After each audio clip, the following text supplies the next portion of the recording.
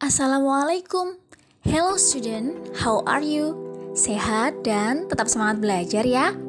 Jumpa lagi dengan Miss Zulfi. Hari ini kita akan belajar Pendidikan Pancasila dan Kewarganegaraan atau PPKN. Sebelum belajar, jangan lupa berdoa ya.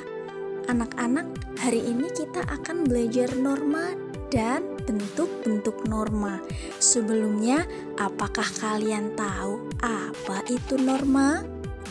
Oke anak-anak, jadi norma adalah kaidah atau aturan yang harus dipatuhi oleh setiap orang dalam menjalankan aktivitas kehidupannya, baik kehidupan di dalam keluarga, kehidupan di dalam masyarakat, maupun kehidupan di dalam berbangsa dan bernegara.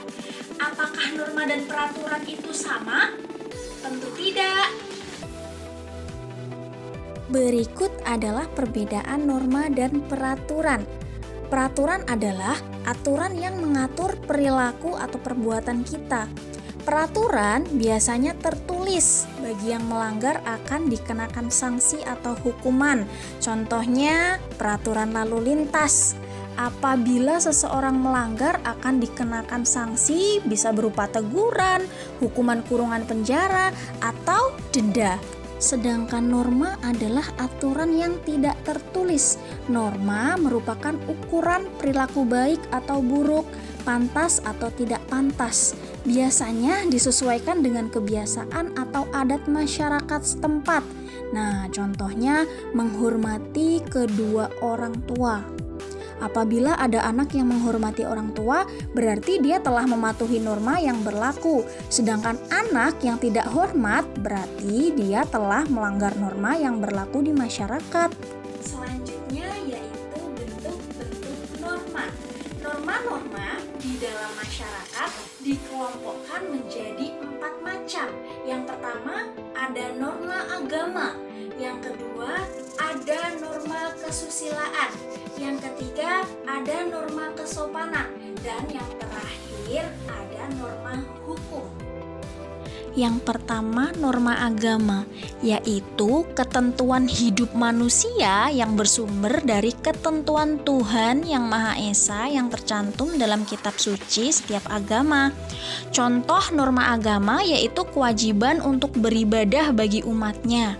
Seseorang umat beragama yang tidak melaksanakan kewajiban untuk beribadah, maka dia akan mendapatkan sanksi dari Tuhan nanti dalam kehidupan di akhirat.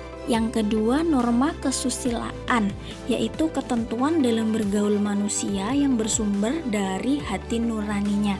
Contoh norma kesusilaan seperti kewajiban untuk berkata jujur setiap kali bergaul dengan orang lain. Orang yang tidak berkata jujur atau suka berbohong akan mendapatkan sanksi berupa perasaan bersalah di dalam hatinya. Ia akan terus menyesal karena telah berbohong kepada orang lain. Yang ketiga yaitu norma kesopanan. Contoh norma kesopanan seperti kewajiban untuk menghormati orang tua, tidak menyinggung perasaan orang tua, mematuhi nasihat orang tua, dan lain sebagainya. Yang terakhir yaitu norma hukum. Norma hukum adalah aturan yang dibuat dan ditetapkan oleh badan yang berwenang mengatur manusia dalam kehidupan berbangsa dan bernegara. Isinya yaitu perintah dan larangan. Contoh norma hukum seperti tindak kriminal. Orang yang melakukan tindak kriminal akan dihukum penjara yang lamanya sesuai dengan yang ditentukan oleh hakim di pengadilan. Nah, anak-anak, norma-norma tersebut harus dipatuhi oleh setiap anggota masyarakat. Dengan mematuhi norma-norma, maka kehidupan masyarakat menjadi harmonis, saling menghormati, saling menghargai, dan tolong-menolong antar sesama. Bisa dimengerti anak-anak? Nah, kalau sudah paham, Miss Zulfi punya satu pertanyaan. Kalian bisa menjawabnya di kolom komentar. Jangan lupa untuk menulis nama dan juga kelas kalian ya. Sekian pembelajaran hari ini. See you soon. And the last I say, wassalamualaikum warahmatullahi wabarakatuh.